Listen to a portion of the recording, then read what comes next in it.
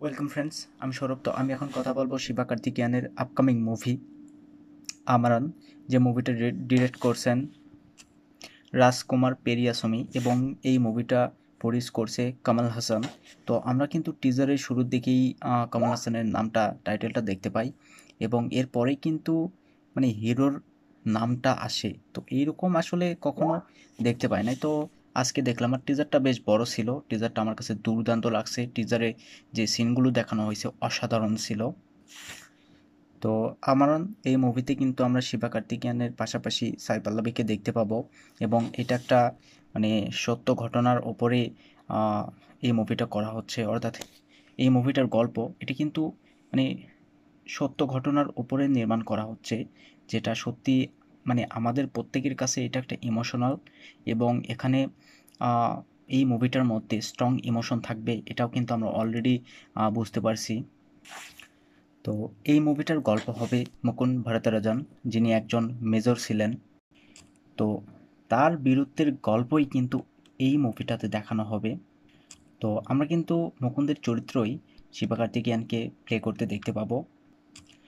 অর্থাৎ মুকুন্দ সে একজন কিন্তু মেজর ছিল এবং এখানে মুভিটাতে আমরা শিবা কার্তিকেয়ানকে কিন্তু একজন মেজর হিসেবেই দেখতে পাবো, যদিও টিজারে সেই জিনিসটা কিন্তু অলরেডি আমরা বুঝে গেছি।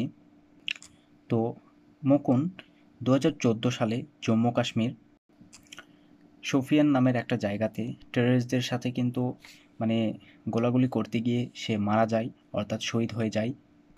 তো সে কিন্তু মাত্র 31 বছর বয়সেই শহীদ হয়। তো সেই ক্যারেক্টারে আমরা দেখতে পাবো শিবা কার্তিকেয়ানকে।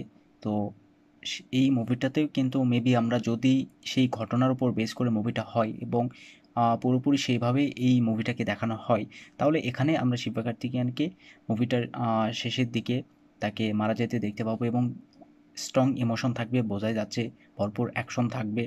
এবং এখানে কিন্তু এই মুভিটাতে বেসিক্যালি কোনো কমেডি থাকবে না, যেটা শিবকার্তিকেয়ানের মুভিগুলোতে থাকে এবং তার মুভিতে স্ট্রং ইমোশন থাকে, এটা আমরা প্রত্যেকেই জানি। কিন্তু এই মুভিতে কোনো ইমোশন থাকতেছে না। তো তারপরেও যদিও মানে ইমোশনটা থাকবে, যে ইমোশনটা দর্শককে কানেক্ট করতে পারলে মানে মুভিটা ব্লকবাস্টার হবে, এতে কোনো সন্দেহ নাই। এবং টিজারটা যতটুকু দেখলাম জাস্ট দুর্দান্ত ছিল, সব কিছু ফাটিয়ে দিয়েছে। মানে প্রত্যেকটা সিন আমেজিং ছিল। ভিএফএক্সের কাজগুলো দুর্দান্ত ছিল। প্রত্যেকটা ভিএফএক্সের কাজ দেখবেন আপনার ভালো লাগবে। এবং ব্যাকগ্রাউন্ড মিউজিক বা সাউন্ড ডিজাইন যেভাবে করছে, মানে বোম বা ব্লাস্ট হচ্ছে বা গুলি একে অপরকে গুলি করতেছে, সেই প্রত্যেকটা সাউন্ড আপনি শুনবেন জাস্ট মজা এসে যাবে। প্রত্যেকটা সাউন্ড ডিজাইন অসাধারণ ছিল। তো এই টিজারটার শুরুর দিক থেকেই আমরা কাশ্মীরের যে ওয়ার্ল্ডটা আছে আর কি, তো সেই ওয়ার্ল্ডটাকেই কিন্তু স্টাবলিশড করা হয়েছে এই টিজারটাতে এবং সেটা খুবই সুন্দর ছিল। এবং এরপরে বম ব্লাস্ট কিংবা গুলি চলতেছে, তো এই সমস্ত সিন দেখানো হয় এবং সেখানে শিবা কার্তিকেয়ার বেশ কিছু ডায়লগ আমরা শুনতে পাই। তো ডায়লগের মধ্যে আলাদা একটা জোশ ছিল। তো ডায়লগগুলো কিন্তু খুবই সুন্দর ছিল এবং যখন ডায়লগগুলো শিবা কার্তিকেয়া মানে দিচ্ছে, জাস্ট আপনার ভিতরেও কিন্তু একটা জোশ কাজ করে। তো সত্যি দুর্দান্ত মজা পাইছি ডায়লগগুলোতে।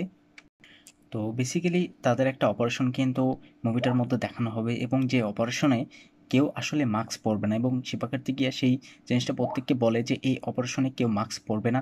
এবং ইন্ডিয়ান আর্মি তো আমাদের এই মুখটা ফেসটা তাদেরকে দেখানো দরকার আসলে আমাদের ফেসটা কেমন হয়। এবং তাদের মনের মধ্যে যেন একটা ভয় সবসময় কাজ করে। তো বেসিক্যালি ডায়লগগুলো সত্যি দুর্দান্ত ছিল, ব্যাপক ডায়লগ ছিল একদম। মানে টিজারটা যে এত সুন্দর হবে এবং আমি কি বলবো, জাস্ট টিজারটা আমাকে অবাক করে দিয়েছে। অসাধারণ, এত বড় একটা টিজার, তারপরেও মানে টিজার দেখতেছি না, আমি আসলে সত্যি ট্রেলার দেখতেছি। আর প্রত্যেকটা সিন আমি মজা পাইছি। প্রত্যেকটা সিনের যে ভিএফএক্সের কাজগুলো সত্যি খুবই সুন্দর ছিল। মানে ব্যাকগ্রাউন্ড মিউজিক, সাউন্ড ডিজাইন অসাধারণ ছিল। মানে কোনো দিক থেকে আপনি এই টিজারটাকে খারাপ বলতে পারবেন না।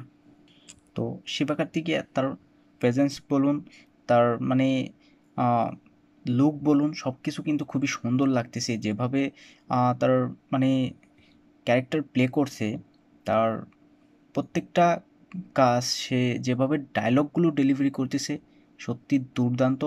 একজন মেজর, আসলে মেজর ক্যারেক্টার প্লে করতে গেলে অনেক কিছু বজায় রাখতে হয়, মানে সেই ক্যারেক্টারকে নিজের মধ্যে ফুটিয়ে তোলার। তো এটা শিবা কার্তিকেয় সত্যিই খুব সুন্দরভাবে করছে এবং সেটা আমার কাছে খুবই ভালো লাগছে।